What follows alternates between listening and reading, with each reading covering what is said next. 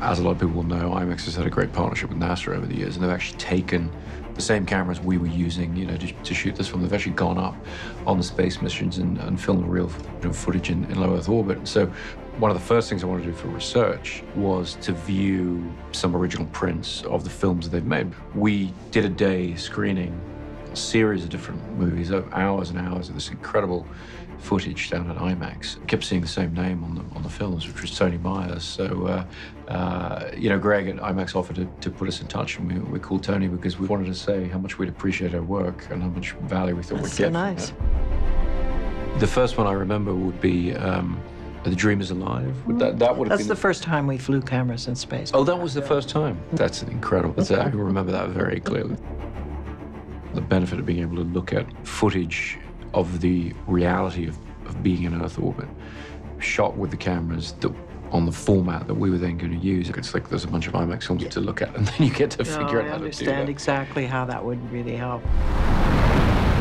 This is due to, I wanted to give him total credit for founding the space unit, is Graham Ferguson, who is the co-inventor of IMAX. And he was the pioneer that really taught us. He developed a syllabus for teaching astronauts, and a lot of credit goes to him. I think too few people are aware of the achievements that you guys have made in terms of getting those cameras up there. In the space shuttle, the flight deck and the aft flight deck is an incredibly small space. So you have very limited places where you can put a camera. We just had to develop window brackets that you could place a camera on with Velcro, and it would be there for them to work with. But basically, it was ingenuity, and you did replicate the feeling of a small space. That's going to be accurate.